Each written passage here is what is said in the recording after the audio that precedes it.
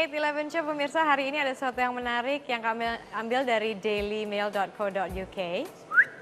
Coba kita bukakan dulu websitenya. Di mana di sini para peneliti mengatakan bahwa pukul 8:50 jiwa malam ini adalah waktu yang tepat untuk cari jodoh secara online. Jadi mereka ini percaya mulainya aktivitas kerja pada hari ini dan juga banyak orang yang beresolusi untuk mencari pasangan tahun ini membuat jutaan orang akan cari jodoh secara online. Nah itu dia, untuk itu inilah yang membuat kita mengangkat topik ini. Tapi pemirsa, internet memang memainkan peranan yang penting dalam kehidupan sosial. Seperti misalnya melalui jejaring sosial Facebook, kemudian Twitter juga bisa membantu kita untuk tetap berhubungan dengan teman lama. Dan juga ternyata bisa menjadi situs kencan online yang membawa kita terjun ke dunia percintaan secara global. Dan beberapa waktu lalu di kawasan resort Pattaya, Thailand, ada sebuah jasa layanan pencari jodoh online yang menggelar acara speed dating dalam perayaan Hari Valentine. Dan bagaimana kira-kira sistemnya? Sekitar ada 258 peserta baik pria maupun wanita yang diberikan waktu 3 menit untuk saling kenal. Dan para peserta pria ini kemudian diacak-acak ulang dalam sebuah meja berukuran U hingga akhirnya tersisa 20 pasangan. Dan acara ini juga mengungguli acara serupa dalam Guinness World Record di Jerman 2 tahun lalu. Tapi yang jelas, bagi Anda yang memiliki resolusi cinta, cari jodoh di tahun 2013 bisa langsung tanya-tanya di sini bersama motivator / dokter cinta. Boleh ya Ronald? Boleh.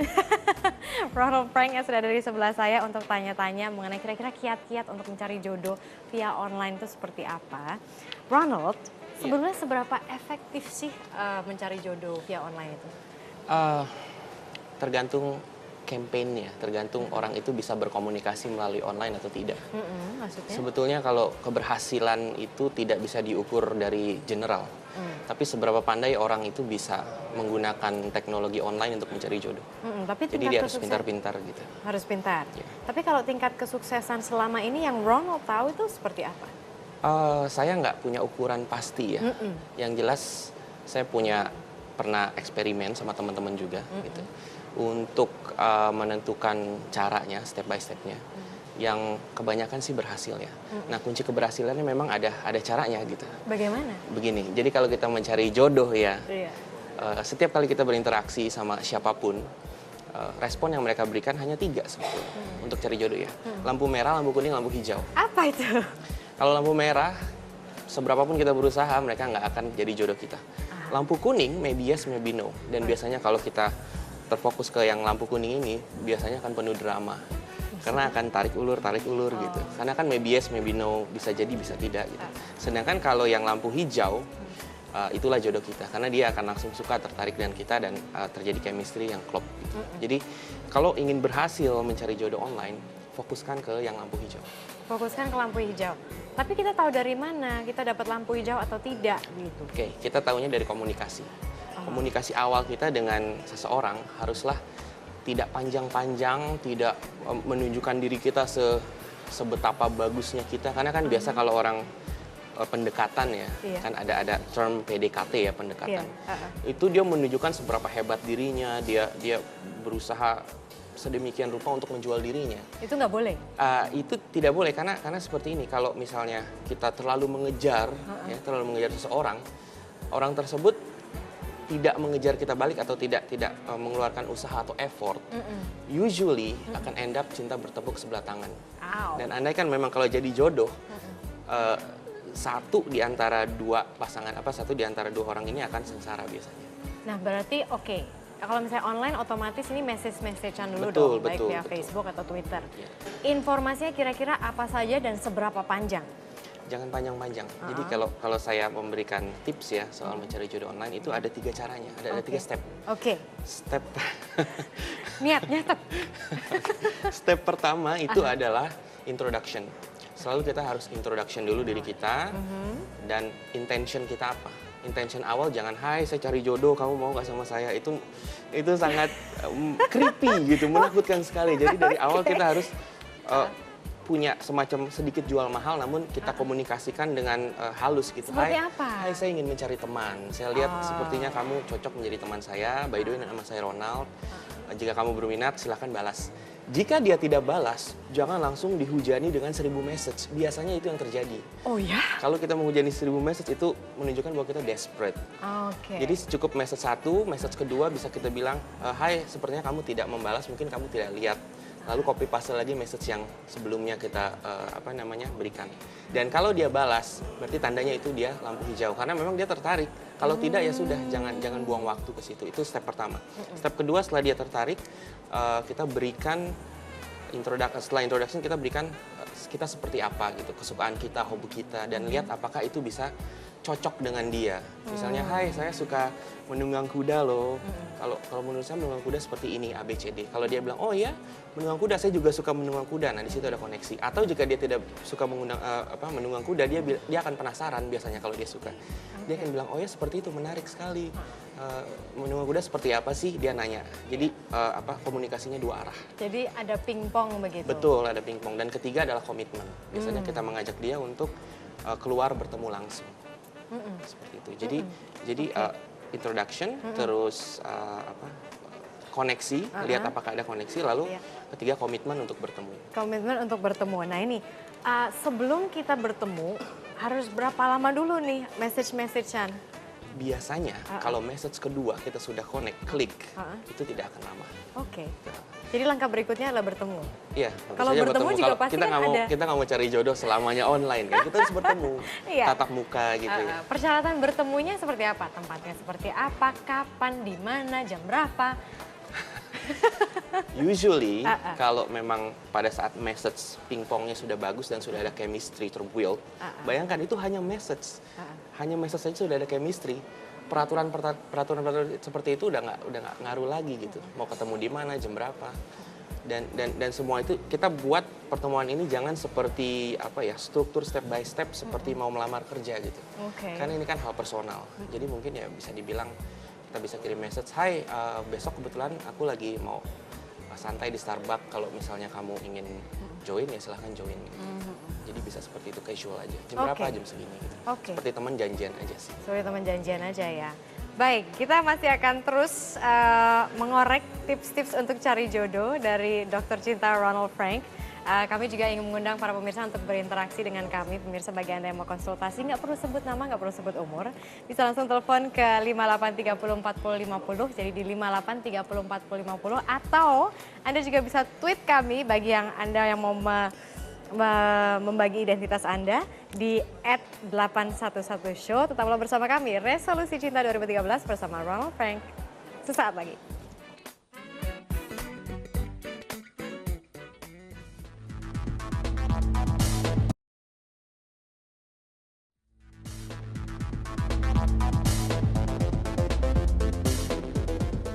Resolusi 2013 cari jodoh. Nah, ini ada testimoni pemirsa dari salah satu follower dari Twitter @11show. Kita lihat dulu yuk.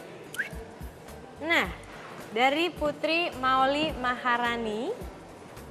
Sebentar, ini TV-nya soalnya agak-agak burem. Tahun 2002 Cicet di ICQ sama cowok yang namanya Owen. Dia ternyata pakai nama samaran si pemain bola. Semua email dari dia sering saya hapus, habis saya kira dia ngirim junk mail karena namanya, sebentar, tertarik saya buka emailnya. Ternyata gambar lucu si tokoh kartun Jepang itu. Mulai saat itu setiap dia, saat senggang saya yang masih bingung siapa pengirim email itu akhirnya mengirim email balasan, cuma tanya. Nama aslinya ternyata Oksa. Jadi wajar dia pakai nama Oksa untuk emailnya. Kita copy darat usai saya telepon. Sempat putus tahun 2004, akhirnya kita menikah. Sekarang sudah dikaruniai 2 anak dan tinggal di Singapura. Many thanks to ICQ for giving me a husband. Jadi ini adalah testimoni dari salah satu orang yang berhasil gitu ya menemukan jodohnya melalui online. Dan sekarang kita akan langsung terima telepon, ternyata banyak yang tertarik. Ini ada Zaki. Halo, selamat pagi Zaki. Ya. Silakan Zaki. Ya. Ya. Kan sekarang kalau di Facebook atau Twitter kan bisa memasukkan diri. Ya, bisa diulang, mohon Biasanya diulang kan Biasanya Facebook atau Twitter bisa memasukkan diri, terus dikasih profil orang lain sama nomor telepon. Oke, jadi Zaki mau bertanya mengenai akun palsu begitu ya? Iya, kebanyakan akun palsu. Heeh. Akun palsu mungkin orangnya kan atau gimana itu kan nggak tahu. Jadi bagaimana Ciri-ciri mewaspadai akun orang. palsu begitu? Mas Zaki pernah terkena masalah itu begitu akun palsu? Kebanyakan sih gitu. Kebanyakan begitu ya. Oke. Jadi gimana caranya kita mewaspadai akun palsu? Itu saja Mas Zaki? Sepertinya itu cukup. saja. Ah. Oke, jadi memang dilemanya di online itu banyak akun-akun palsu. Nah, gimana caranya kita mengidentifikasikan satu akun yang real ya. Nah, itu bisa kita lihat dari profilnya sebetulnya. Kalau kita teliti dia punya foto, itu muka dia jelas, terus kita bisa klik, terus kita bisa lihat runtutan fotonya kalau di Facebook contohnya kan. Runtutan fotonya kalau misalnya dia keseringan foto mukanya sendiri, nggak ada temannya, biasanya itu palsu. Orang yang asli akan taruh foto-foto dengan biasanya dia temannya atau ada event tertentu. Jadi bukan cuma mukanya aja, dan lihat juga statusnya, apakah banyak teman-temannya komen Happy New Year atau hanya pengejar-pengejar dia aja. Misalnya kalau wanita nih biasanya komen-komennya cowok semua Happy New Year, Happy New Year, Happy New Year. Jadi dia seperti nggak ada kehidupan, hanya seperti robot. Oke. Nah, jadi satu dari profile, dua dari statusnya kita bisa cek. Itu, dan saya juga sebetulnya punya tips banyak sih soal hal ini karena memang di 8-11 show waktunya terbatas ya. Jadi kalau mau share terus aja. Hah? Share terus. Iya.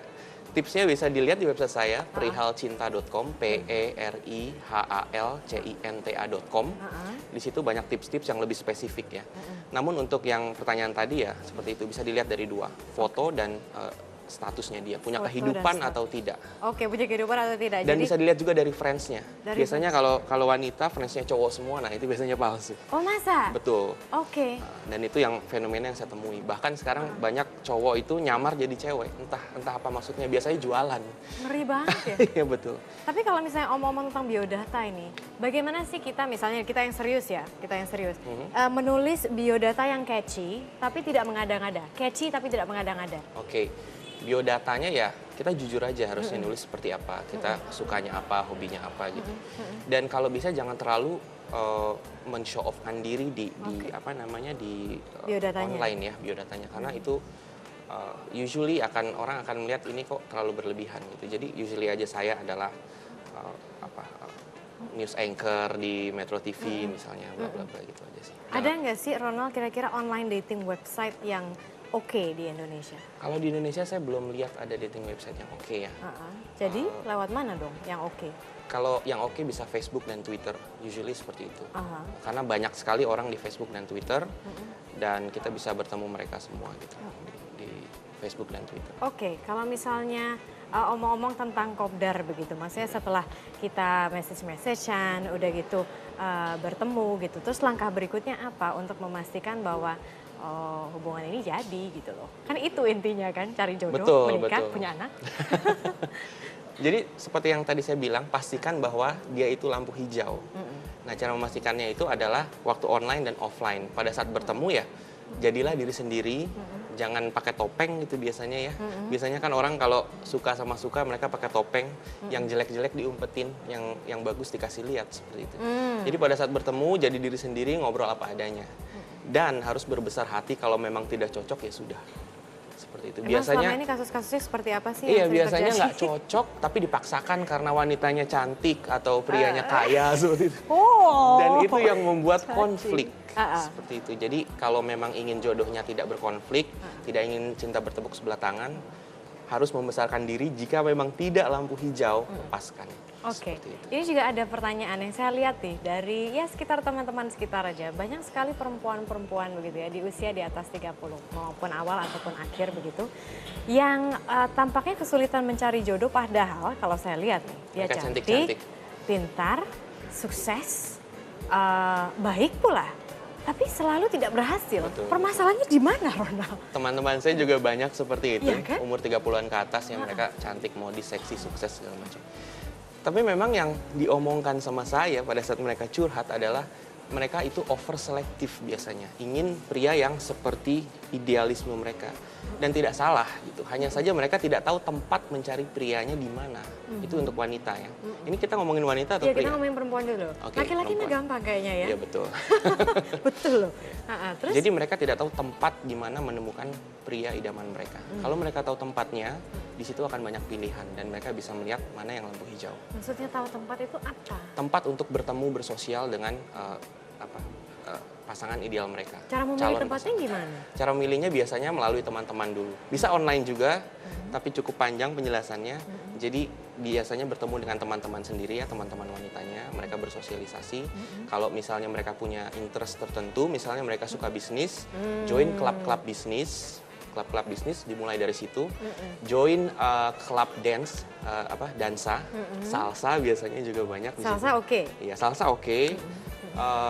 Bisnis, salsa, dan spesifik lah. Misalnya dia interestnya apa, dia bisa join ke situ. Public speaking juga banyak. Jadi pokoknya sesuai dengan hobi masing-masing Betul, begitu ya. Oke, kalau misalnya bagi Anda pemirsa yang ingin tanya-tanya lebih lanjut kepada Ronald Frank, bisa di Twitternya di @ronald_frank atau di websitenya di Perihalcinta.com. www.perihalcinta.com. Sayangnya sesinya udah habis, pada pertanyaan banyak sekali. Terima kasih Ronald. Terima kasih. Sukses di tahun 2013 ini. Entertainment Show masih akan kembali dengan berbagai informasi menarik lainnya. Tetaplah bersama kami.